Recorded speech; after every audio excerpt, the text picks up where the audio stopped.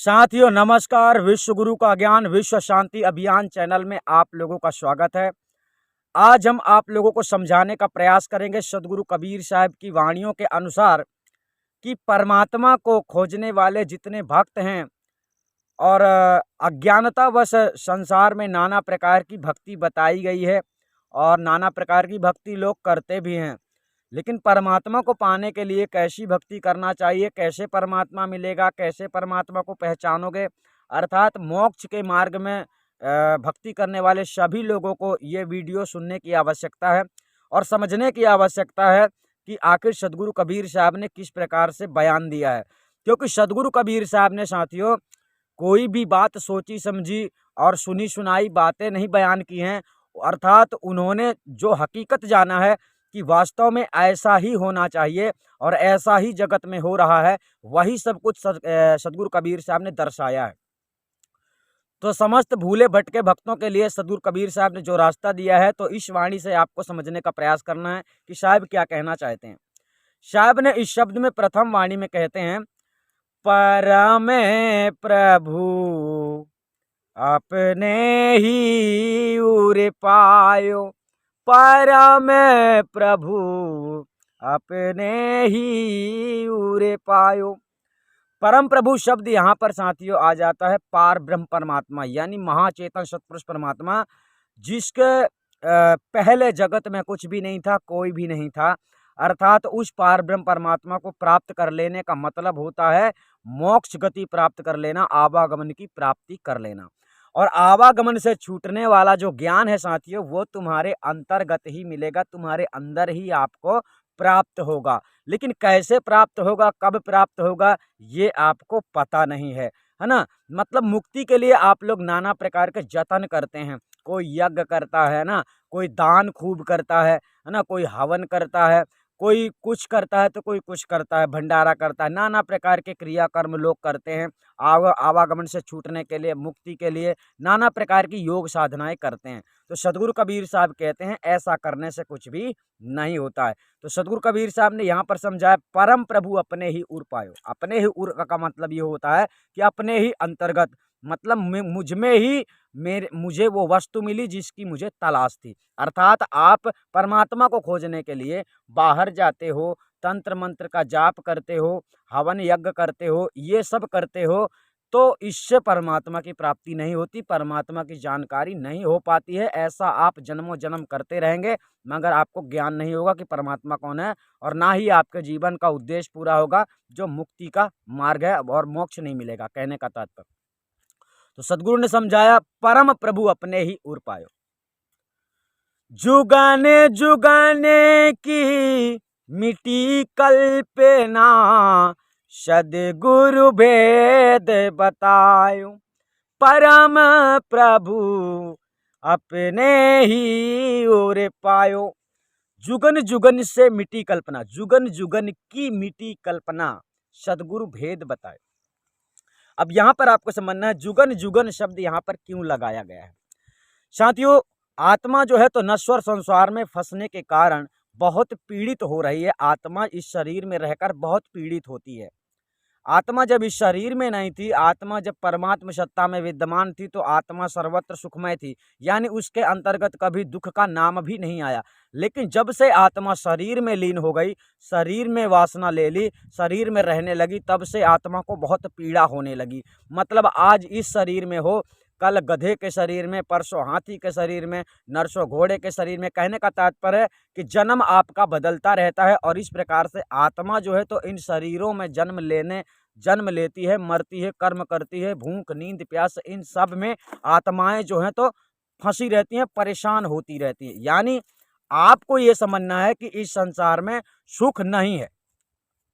इस मानव शरीर को पाकर अगर आपने मुक्ति का जतन नहीं किया, तो आप यूं समझे कि मानव का जन्म आपका व्यर्थ चला गया। तो सद्गुरु कबीर साहब ने यहाँ पर समझा जुगन जुगन की मिट्टी कल्पना। कहने का तात्पर्य है कि भक्ति तो केवल मनुष्य के ही बस की बात है, मनुष्य के अलावा कोई भक्ति कर नहीं सकता है। अर्थात परमात्मा को सब चाहते हैं, चाहे वो कीड़ी हो, मकोड़ा हो, जीव हो, जंतु हो, जल में रहने वाला प्राणी हो, जंगल में रहने वाला प्राणी हो, आकाश में रहने वाला प्राणी हो, यानी कोई भी हो। भक्ति मतलब परमात्मा को प्राप्त करने के लिए, इस बंधन से छूटने के लिए, मुक्ति के लिए हर जीव सोचता है। जितने जीव इस संसार में फंसे हुए हैं, जिनको पीड़ा होती है, जिनको तकलीफ होती है, वो सब चाहते हैं कि हम इस संसार में क्यों फंसे। मतलब हर आदमी चाहता है कि मैं सुखी रहूं, मुझे कोई भी तकलीफ ना हो, मुझे कोई दुख ना हो। ऐसा ऐसा हर किसी के अंदर विचार आता है। तो इसी प्रकार से पशु हो, चाहे मनुष्य हो, चाहे जीव जंतु हो, सबको दर्द होता है, सबको पीड़ा होती है और सभी परमात्मा को स्मरण करते हैं, याद करते हैं कि हे परमात्मा हमें बचा लो। जब आप कभी किसी संकट में होंगे तो आपको भी, जब आपके सामने आसपास आपका अपना कोई नहीं होगा तो आप भगवान पर ही सबसे पहले मतलब विश्वास करेंगे, भगवान पर ही आराधना करेंगे, प्रार्थना करेंगे, हे भगवान मुझे किसी तरह से इधर से निकाल लो, हे भगवान बचा लो, है ना। कुछ ऐसी बातें आती रहती हैं। तो सदगुरु कबीर साहब यहाँ पर समझाना चाहते हैं कि मनुष्य का तन आपने पाया है, तब आपका ये काम पूरा हो सकता है। मतलब आवागमन से छूटने वाला काम, भक्ति में मोक्ष गति प्राप्त करने वाला काम, ये पूरा हो सकता है। तो जुगन जुगन से तो तुम भटकते आए, लेकिन अब मनुष्य का तन प्राप्त कर लिया है। तो मनुष्य का तन प्राप्त करने के बाद अगर आपको सच्चा सतगुरु, भेदी गुरु मिल जाता है तो आपको आत्मा परमात्मा का स्वरूप ज्ञान करवा देता है, जिससे आप मोक्ष गति को प्राप्त हो जाते हैं। मतलब आपको मोक्ष की प्राप्ति होती है।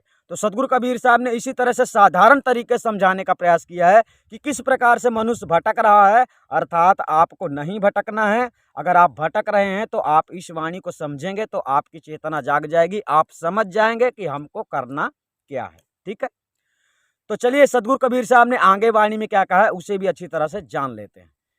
आगे शब्द कहता है, जैसे कुंवारे कंठ मणि भूषण, जान्यो कहूँ गवायो, काऊ सखी ने आन बतायो, मन को भराम नसायो, परम प्रभु अपने ही उरे पायो।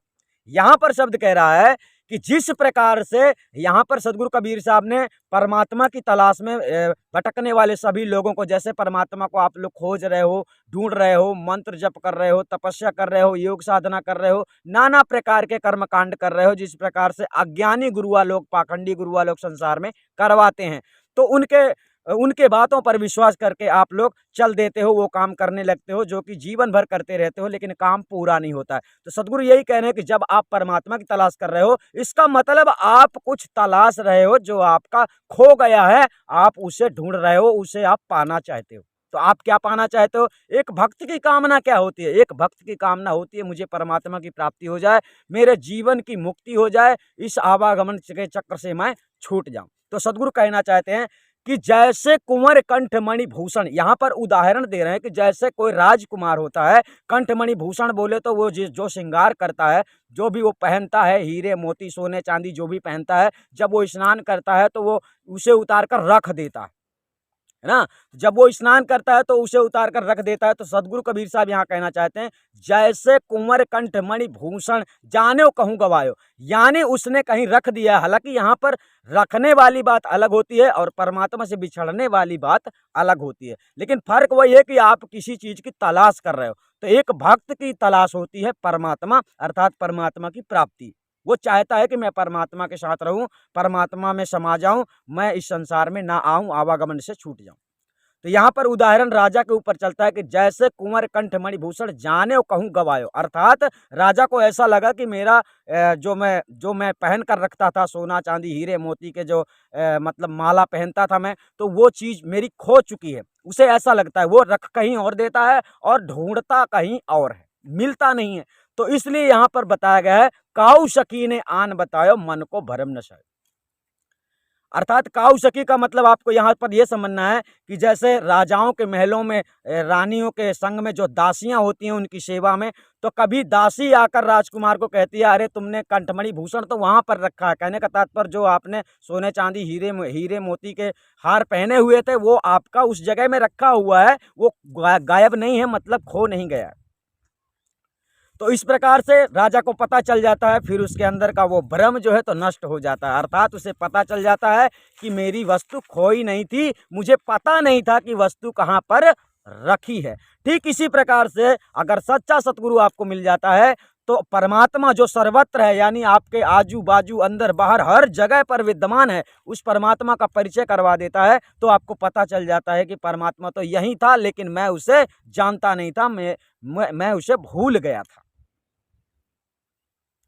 तो सदगुरु कबीर साहब ने यहाँ पर समझाने का प्रयास किया, जैसे कुंवर कंठ मणि भूषण जानो कहूँ गवायो। मतलब आपको ऐसा लगता है कि परमात्मा कहीं खो गया है, परमात्मा कहीं छुपा बैठा है ना। परमात्मा को इस मंत्र से प्रसन्न करो, परमात्मा को इस मंत्र से प्रसन्न करो, तो ऐसे तंत्र मंत्र राजा करता रहता तो नहीं मिलता। लेकिन सखी, काऊ सखी ने आन बताओ। अब यहाँ पर सखी शब्द उसी के लिए आ रहा है कि जैसे कोई गुरु होता है, अगर गुरु आपको मिल जाता है, सच्चा सतगुरु मिल जाता है, तो उस परमात्मा का परिचय करवा देता है, क्योंकि परमात्मा जो है तो आपके आसपास हर जगह पर है। मोको कहाँ ढूंढे बंदे, मैं तो तेरे पास में। यहाँ पर समझना है, वो तुम्हारे पास में ही है, तो उसे कहीं ढूंढने जाने की आवश्यकता ही नहीं है, आराधना करने की जरूरत नहीं है, प्रार्थना करने की जरूरत नहीं है, वो छुपा नहीं है ना, वो आपके आसपास ही है। तो आप उसे जानते नहीं है, इसलिए वो आपको दिखाई नहीं देता है, बस फर्क इतना है। तो साहब ने यहाँ पर बताया, काऊ सखी ने आन बतायो मन को भ्रम नसा, यानी मन में आदमी का टेंशन हो जाता है, परमात्मा कैसा होगा, कहाँ पर होगा, कब मिलेगा, कैसे नहीं मिलेगा। और यही सब जानने के लिए आप लोग गुरु की शरण में जाते हैं, तो गुरु लोग आप लोगों को तंत्र मंत्र जंत्र में फंसा देते हैं, यानी उल्टी सीधी साधनाएं बतलाकर उलझा देते हैं, और आपका मन उस बात को स्वीकार कर लेता है, और ऐसा करते करते आपका जीवन गुजर जाता है, लेकिन परमात्मा आपको नहीं मिलता है।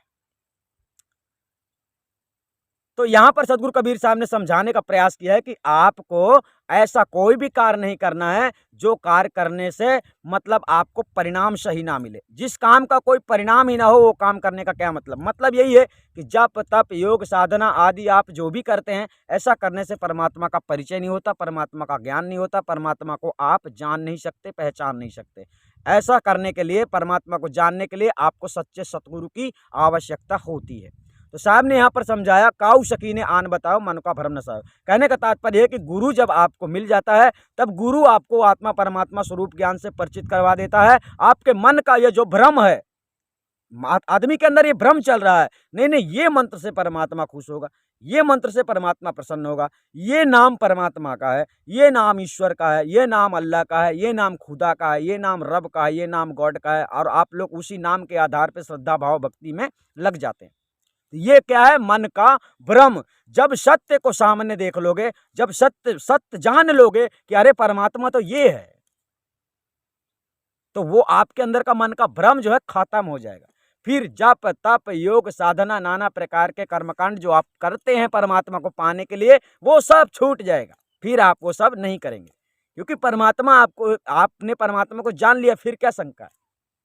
इसी प्रकार से राजकुमार को जब उसके हीरे मोती के हार जो मिल जाते हैं, जैसे सखी उनको बता देती है कि अरे तुम्हारी वस्तु वहां पर रखी है, ये देखो, वो लाकर दे देती है। इसी प्रकार गुरु जो होता है आपको आत्मज्ञान करवा देता है, परिचय करवा देता है, फिर आपके अंदर की शंका जो है मिट जाती है। मतलब आपकी वस्तु जो है तो खोई नहीं है। कहने का तात्पर्य है कि परमात्मा आपसे दूर नहीं है, आपके निकट है, आपके संग है हमेशा से। आप ये जानते नहीं थे, भूल गए थे, बस यही फर्क था, है ना। तो चलिए आगे सदगुरु कबीर साहब ने वाणी में क्या समझाया, उसे भी जानने का प्रयास करते हैं। आगे साहब ने कहा है, ज्यों सपने सूत खोयो जान के जिए अकुलायो, ज्यों सपने सुत खोयो जान के जिए अकुलायो, जागे परी पलना पर पायो, ना कहूँ गयो ना आयो। यहां पर क्या बताया जा रहा है, ज्यों सपने सुत खोयो जान के जिए अकुलायो, जाग परी पलना पर पायो, ना कहूँ गयो ना आयो। ये सपने के समान ये संसार है साथियों। सपने के समान कहने का मतलब ये है कि आज है और कल नहीं रहेगा। इसका मतलब ये है कि ये सृष्टि, ये जगत प्रपंच हमेशा के लिए नहीं बना है। इसको बनाने वाला जब चाहे इसको मिटा सकता है। तो ये स्वप्न के समान है। कहने का मतलब कुछ समय के लिए है। जैसे आपने सुना होगा सतयुग की उम्र इतनी है, त्रेता युग की उम्र इतनी है, द्वापर युग की उम्र इतनी है ना, और इसी प्रकार से कलयुग की उम्र इतनी है, आपने सुना होगा। तो ये सब उम्र उम्र इनका आधारित किया गया है। इसका उम्र खत्म होते ही सृष्टि का बदलाव हो जाएगा, जगत का बदलाव हो जाएगा, थोड़ा समय के लिए ये सब नष्ट हो जाएगा, और वो फिर जब ऐसी दुनिया बनाएगा तब फिर बन जाएगा। ऐसी बात है। तो यहाँ पर सब सदगुरु कबीर साहब एक माता माता रूप से यहाँ पर समझाना चाहते हैं कि जैसे माता जो है, तो कोई जैसे स्त्री सोती है और उस माता की जो ममता होती है पुत्र में होती है, तो वो पुत्र को अपने गोद में मतलब रख के, मतलब पलंग में जो है, तो जब सोते हैं बच्चे को, छोटा बच्चा होता है तो उसको सुलाकर वो खुद सोती है, और वो स्वप्न देखती है। वो स्वप्न में क्या देखती है, उसे ऐसा लगता है कि मेरे बच्चे को कोई ले गया है, मुझसे अलग हो गया, मेरा बच्चा मुझसे दूर चला गया है, उसे ऐसा एहसास होता है। वो एक कोई स्वप्न देखते हैं, ज्यों स्वप्ने सुत खोयो, यानी एक माँ ने सपने में अपने बेटे को खो दिया, उसे ऐसा लगा कि मेरे बेटे को किसी ने मार दिया, उसे ऐसा लगा कि मेरे बेटे को किसी ने चुरा लिया, या फिर मेरे बेटे को किसी ने मेरे से अलग कर दिया। तो माँ की ममता जो है तो बेटे में होती है, इसलिए वो इस दर्द से, इस दुख से, इस तकलीफ के कारण वो व्याकुल हो जाती है और नींद से जाग जाती है। जब वो नींद से जागती है तो वो क्या देखती है कि नहीं नहीं, मेरा बेटा तो मेरे साथ ही है, मैं तो स्वप्न देख रहा था, मैं स्वप्न देख रही थी, मेरा बेटा तो मेरे साथ में ही है। इसी प्रकार से सर्वत्र जगत में भक्त आत्माएं परमात्मा को ढूंढने के लिए, परमात्मा को प्राप्त करने के लिए व्याकुल हो रही हैं। मतलब परमात्मा कहाँ है, कहाँ चला गया है, कैसे मिलेगा, कौन सी किताब पढ़ें, हैं तो कौन सा मंत्र पढ़ें, कौन सा जाप करें, कैसा सुमिरन करें, कैसा ध्यान करें, है ना, कैसा क्या करें तो परमात्मा मिल जाए। आदमी को ऐसा लगता है कि परमात्मा को हम खो गए हैं, खो दिए हैं, जबकि आदमी परमात्मा को भूल गया है। मतलब आत्मा जो है तो परमात्मा स्वरूप को भूल चुकी है, इसलिए उसे पता नहीं है कि परमात्मा कैसा है। परमात्मा है पास में ही आपके, मोको कहाँ ढूंढे बंदे, मैं तो तेरे पास में। ऊपर से शब्द में, वाणी में कई जगहों में सदगुरु ने कहा है कि है हाजिर तेई दूर बता, मैं दूर की बात निराशी, कहाँ कबीर सुनो भाई साधो, गुरु बिन भरम न जासी। मतलब जब तक आपको सच्चा सतगुरु नहीं मिलता, आत्मा परमात्मा का परिचय नहीं करवाता, तब तक आपके अंदर ये भ्रम बना ही रहेगा। लोग आपको भटकाते रहेंगे, ये किताब पढ़ो, ये किताब पढ़ो, जप करो, तप करो, योग करो, साधना करो, नाना प्रकार के कर्मकांडों में आपको उलझाते रहेंगे, मन के अंदर वो भ्रम बना ही रहेगा। तो यहाँ पर एक माँ और बेटे से यहाँ पर ताल्लुक आप जोड़ा गया है, उदाहरण दिया गया है कि जैसे माँ होती है तो सोती है रात में और बच्चे को साथ में लेकर, लेकिन उसे स्वप्न में ऐसा दिखाई पड़ता है कि मेरा बच्चा मुझसे अलग हो गया है, मेरे बच्चे को किसी ने मार दिया है, या फिर मेरे बच्चे को कोई ले जा रहा है। तो वो व्याकुल होकर दर्द से जाग जाती है, और जागने के बाद में देखती है तो उसे पता चलता है कि मेरा बच्चा तो मेरे साथ ही है, कहीं गया ही नहीं है। फिर उसका टेंशन खत्म हो जाता, मन का भ्रम टूट जाता है। इसी प्रकार से मनुष्य जो है तो भक्ति करने वाले सभी भटकते हैं, कोई किसी देवी देवता को, कोई किसी देवी देवता को, सब कोई ऐसा समझता है ये हमारे इष्ट देव। कोई इस जगत में कोई किसी का कुछ भी नहीं। ये सृष्टि, संसार, जगत, प्रपंच जो चल रहा है, इसका एक नियम संविधान अलग होता है, पर यहाँ कोई वास्तविक रूप से अपना नहीं है। अगर कोई अपना है तो वो परमात्मा है, अर्थात इस शरीर के अंतर्गत एक आत्मा है, और उस आत्मा का स्वामी, उस आत्मा का प्रभु, उस आत्मा का ईश्वर परमात्मा है। आत्मा का मालिक परमात्मा ही होता है। ये पंच भौतिक शरीर के मालिक माता पिता होते हैं। पंच भौतिक शरीर के जो साथी, संगी, रिश्तेदार, ये सब पंच भौतिक शरीर के होते हैं, आत्मा का नहीं होता। और आत्मा के सिवाय इस शरीर में चेतना कुछ भी नहीं है। तो चेतना चेतन आत्मा है, तो आत्मा को, परमात्मा को प्राप्त करना सबसे बड़ा उद्देश्य है इस जीवन का। यानी मनुष्य तन की प्राप्ति के बाद आपको परमात्मा की प्राप्ति होना अति आवश्यक है। अगर आप ऐसा नहीं करते हैं तो आपका जीवन जो है तो व्यर्थ चला जाता है। तो यहाँ पर समझाने का प्रयास किया गया है कि आप जो काम कर रहे हो वो स्वप्न के समान है। आप बेकार की काम कर रहे हो, बेकार में आप लोग भटक रहे हो। परमात्मा को पाने के लिए नाना प्रकार के कर्म कांडों में आप लोग उलझे हुए हो। ध्यान करना, जप करना, सुमिरन करना, जो भी आप लोग करते हैं, मतलब जो सच्चा सतगुरु से मिलकर आपको आत्मज्ञान प्राप्त करना चाहिए, तो ऐसा आप नहीं करते हैं। आप और अन्य कर्मकांडों में उलझे रहते हैं जिनसे परमात्मा नहीं मिलता है। समझ रहे?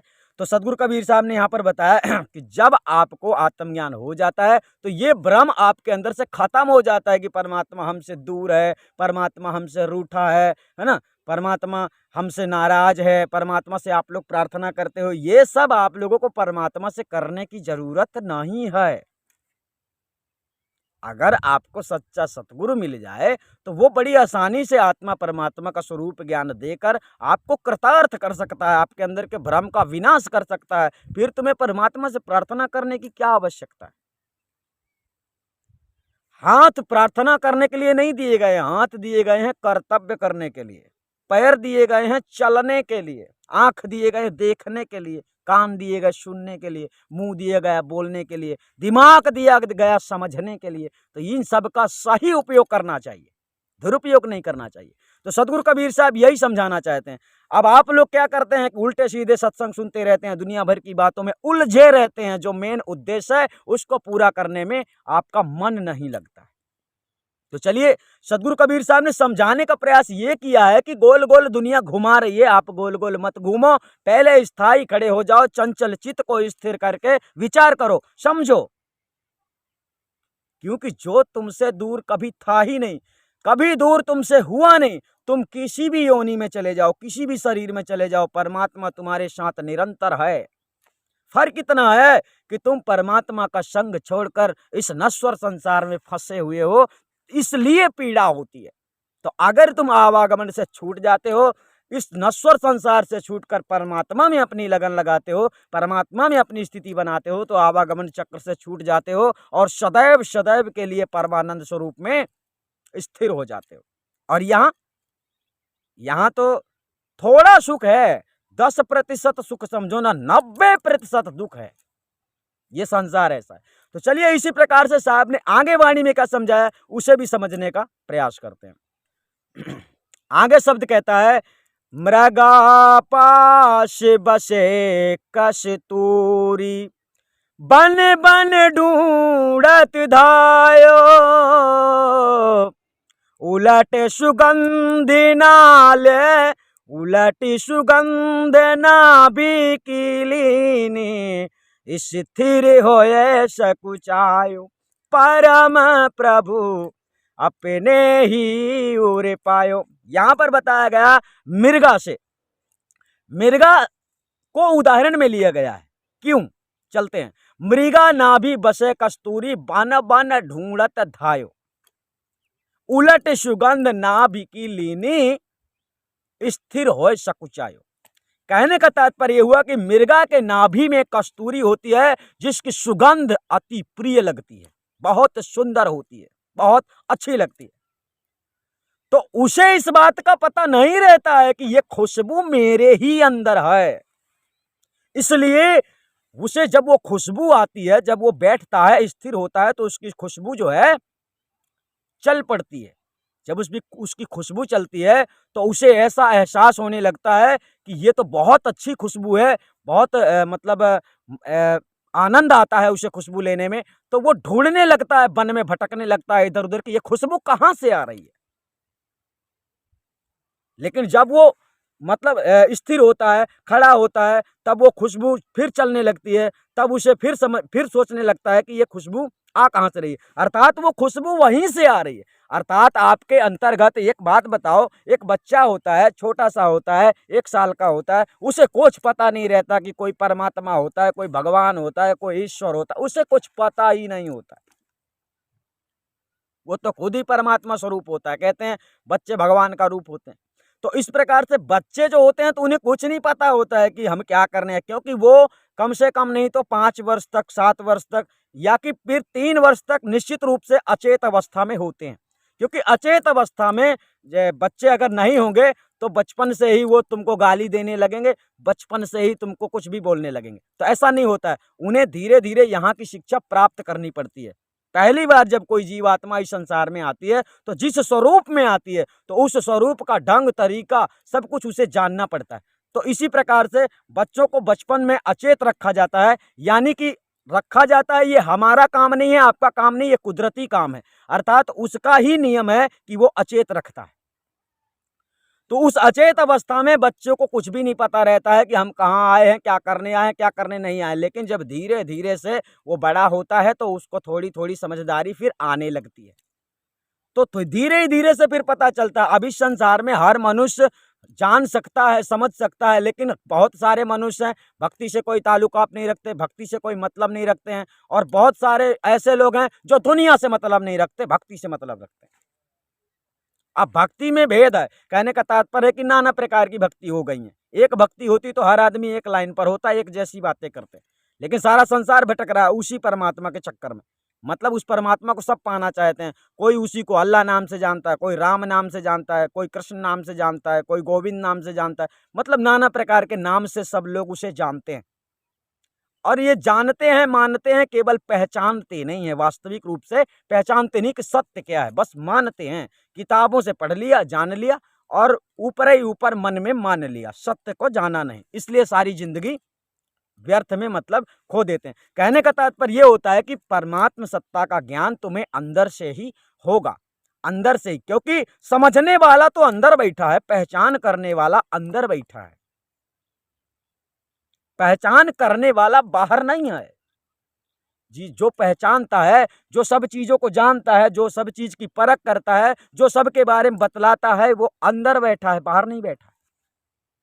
अर्थात इसके अंदर कुछ ना हो, मतलब कहने का चेतन आत्मा ना हो, तो मुख बोल नहीं सकेगा, आंख देख नहीं सकेगी, कान सुन नहीं सकेगा, ये हाथ चल नहीं सकेगा, ये कुछ भी नहीं होगा।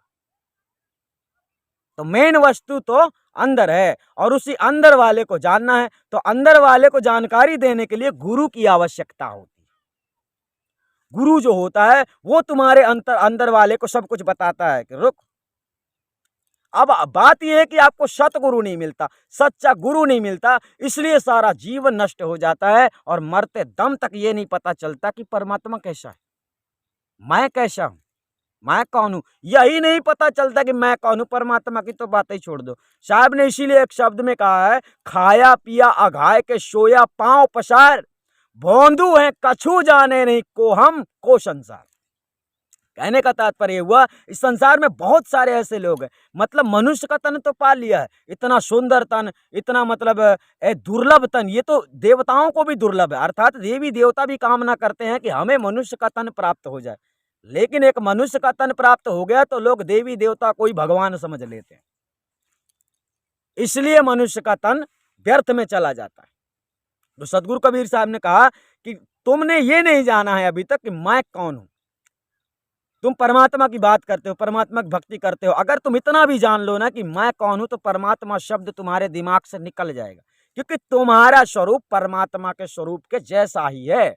जिस समय तुम तुम्हारे स्वरूप को देख लोगे ना, तो उस समय से तुम जगत प्रपंच से छूट जाओगे। देवी देवताओं के पूजा पाठ कर्म योग जो भी साधनाएं आप लोग करते हैं, ये सब से आप बंधन मुक्त हो जाओगे। ऐसा तब होगा जब आपको आत्मज्ञान हो जाएगा। कहने का तात्पर्य है कि आपको परमात्मा को प्राप्त करने के लिए जंगलों में भटकने की जरूरत नहीं है। जैसा सदगुरु ने कहा यहाँ पर, मृगा ना भी बसे कस्तूरी ढूंढत बन बन धायो।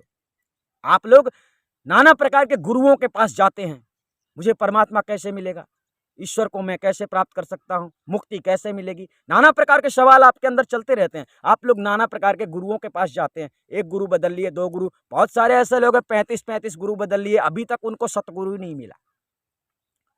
तो इस प्रकार से गुरु बदलते फिरते हो, सच्चा गुरु ना मिलने के कारण गुरु बदलने से ज्ञान बदल जाता है, और इसी प्रकार से जब तक सतगुरु नहीं मिलता है तो बाकी ज्ञान का कोई काम होता ही नहीं, कोई मतलब होता ही नहीं। तुम जिंदगी व्यतीत कर दो चाहे ऐसे ही भक्ति करके चाहे ना करके, क्योंकि चेतना आपको है, जागना आपको, आपको सत्य की ओर आगे बढ़ना है, सत्य मार्ग में चलना है। सदगुरु कबीर साहब ने सत्य मार्ग में आगे बढ़ने के लिए बतलाया है। सत्य पुरुष परमात्मा को पाने के लिए सत्य की धारा में चलना पड़ता है ना। साच बराबर तप नहीं, झूठ बराबर पाप। सत्य बोलने के बराबर तपस्या ही जगत में नहीं है।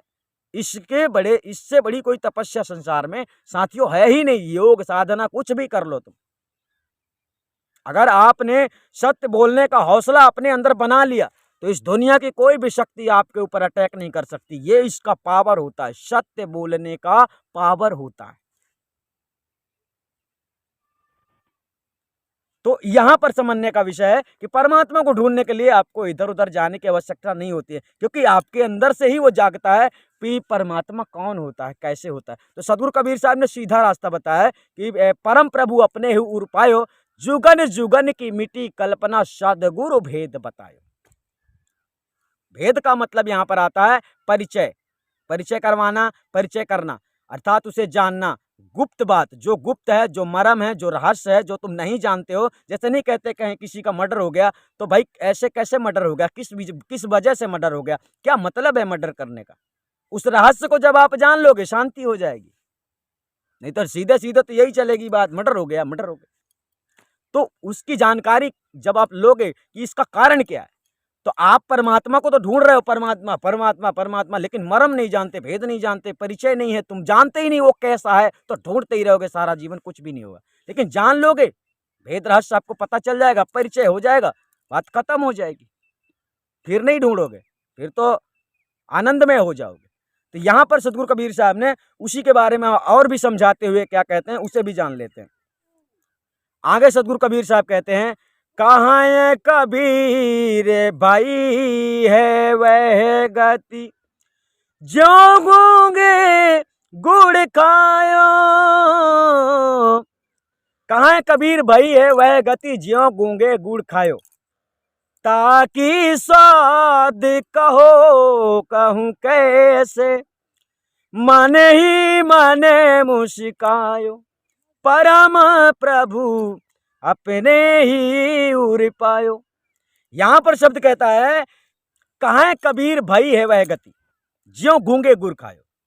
सीधे सीधे समझ लेना, जिस व्यक्ति को आत्मा परमात्मा का स्वरूप ज्ञान होता है, मतलब जब गुरु उसे करवाता है, तो आत्मा परमात्मा का जब ज्ञान किसी को हो जाता है, तो साथियों अगर मान लीजिए हमको हो गया है ना, मान लीजिए आपको हो गया, आपको हमने करवा दिया, उदाहरण के तौर में आपको हमने करवा दिया, तो आप साथियों, आपसे कोई पूछेगा कि भाई कैसा है वो परमात्मा, कैसा है, तुम उसके बारे में नहीं बतला पाओगे, उसका वर्णन नहीं कर पाओगे। तो यहां पर बतलाया यह जा रहा है कि जिसे आत्मज्ञान होता है उसकी गति इस प्रकार से हो जाती है, उसकी स्थिति इस प्रकार से हो जाती है कि वो एक तरह से पागल टाइप का हो जाता है। कहने का तात्पर्य उससे कोई पूछेगा ना, जैसे कि कोई गूंगा होता है तो गूंगे को गुड़ खिला दो, फिर उसको पूछो, गूंगा बहरा व्यक्ति को अगर उसे गुड़ खिलाओ और उससे पूछो कि बताओ कैसा लगता है ये, मतलब मिठाई खिला दो, कुछ भी खिला दो, आप फिर उसके बाद पूछो उससे कैसा लगता है, तो वो कुछ नहीं बोल पाएगा, केवल मुस्कुराएगा। भाई अच्छा लगा है ना, तो मुस्कुराएगा, वो मुस्कुरा ही सकता है क्योंकि वो बोल ही नहीं सकता। ठीक इसी प्रकार से आत्मा परमात्मा का जिसे ज्ञान होता है वो उसका वर्णन कर ही नहीं सकता है, केवल मन ही मन मुस्कुराता है, आनंद में चूर हो जाता है।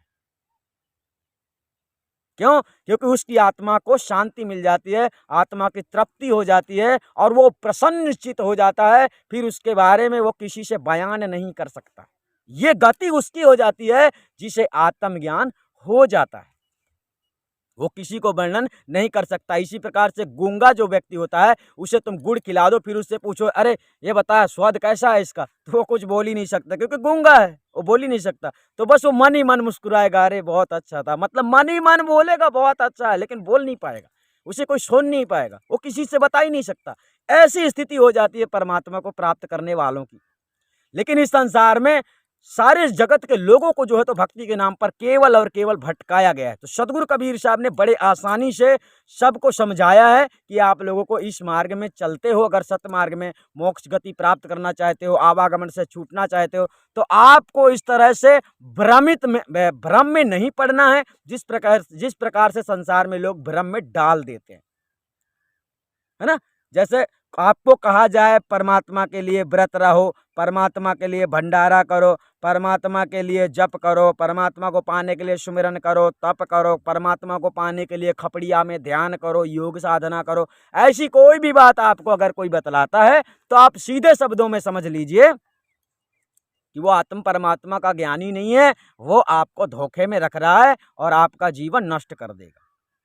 ना। मतलब गुरु बनाया था तुमने परमात्मा को पाने के लिए, लेकिन वो परमात्मा का केवल नाम लेकर आप लोगों को भ्रम कर रहा है, भ्रमित कर रहा है, परमात्मा का परिचय नहीं दे रहा है। इसका मतलब है कि वो गुरु आप लोगों का गुरु नहीं है, वो गुरु बन के बैठा हुआ है, वो आपकी तरह ही निगुड़ा है। क्योंकि अगर उसको गुरु मिला होता तो आत्मा परमात्मा का स्वरूप ज्ञान मिला होता। तो आपने यहां पर समझा परमात्मा को पाने के लिए बड़ा आसान सा रास्ता है, सच्चे सतगुरु की शरण लेकर आत्मा परमात्मा का स्वरूप ज्ञान गुरु से प्राप्त करना चाहिए, और ये काम मात्र 5 सेकंड के अंदर पूरा हो जाता है। ये ध्यान रखने का सबसे ज्यादा विषय है। ध्यान नहीं करना, सुमिरन नहीं करना, मंत्र जाप नहीं करना, अन्य विशेष कार्य ऐसे क्रियाकलाप नहीं करना कि परमात्मा ऐसा करने से मिल जाता है, ऐसा कुछ भी आपको नहीं करना। परमात्मा मिलता है, परमात्मा को जानोगे आप तब जब गुरु आपको जानकारी देगा कि ये परमात्मा होता है, ये परमात्मा का स्वरूप है। ठीक है, शायद आप लोग समझ गए होंगे। हम आपको फिर मिलेंगे। वीडियो अगर पसंद आता है तो ज़्यादा से ज़्यादा शेयर करें, सारी दुनिया के लोगों को बताने का प्रयास करें, क्योंकि विश्व गुरु का ज्ञान विश्व शांति अभियान चैनल जो है तो सारे जगत को सच्चाई बतलाने के लिए ही इस चैनल में वीडियो डाली जा रही हैं, और सदगुरु कबीर साहब के सत्य वचनों के द्वारा आप लोगों को समझाया जा रहा है, ताकि आप लोग अच्छी तरह समझ जाएं, कोई भी आदमी के अंदर शंका ना रहे। ये परमात्मा नाम का कीड़ा जो है ये मर जाना चाहिए। कहने का मतलब है कि परमात्मा नाम का कीड़ा जिसके अंदर घूमता है तो वो परेशान हो जाता है। तो हमारे कहने का तात्पर्य है कि परमात्मा को पाना इतना आसान नहीं, परमात्मा को समझना इतना आसान नहीं, परमात्मा को जानना इतना आसान नहीं है बिना गुरु के, है ना। बिना गुरु के संभव ही नहीं। बिना गुरु के फिर एक ही चीज बचता है, परमात्मा खड़ा होकर आपको बताए कि मैं परमात्मा हूं, दूसरा कोई रास्ता नहीं। वो परमात्मा ही जब चाहेगा, वो चाहे खुद तुमको मिल के बताए कि मैं परमात्मा हूँ। और दूसरी बात, परमात्मा शरीर स्वरूप है नहीं, वो खड़ा होकर बताएगा ही नहीं। लेकिन फ़र्क ये है कि आपके पास दो ही रास्ते हैं ज्ञान प्राप्त करने के लिए, यानी कि पहला तो सच्चा सतगुरु मिल जाए, या अगर सतगुरु सच्चा नहीं मिलता है, अगर तुम्हारी लगन परमात्मा में लगी है, तो परमात्मा खुद ही गुरु स्वरूप में आकर तुम्हें परमात्मा स्वरूप का ज्ञान देगा कि इस प्रकार का परमात्मा होता है। समझ गए। परमात्मा को ढूंढने का और दूसरा कोई भी रास्ता नहीं है, अर्थात आप लोग समझ गए होंगे। हम आपको फिर मिलेंगे, तब तक के लिए धन्यवाद। चैनल में अगर पहली बार आते हैं तो सब्सक्राइब जरूर कर लेना, भूलना मत, क्योंकि यहाँ पर जो वीडियो आप लोगों को मिलेगी वो वास्तविक सत्य से, मतलब वास्तविक सत्य होंगी, यानी कि यहाँ पर इस चैनल में तो कोई भी बातें आपको झूठी नहीं बतलाई जाएंगी। तो तब तक के लिए धन्यवाद। हम आपको फिर मिलेंगे। आप लोग अपना ध्यान रखिए।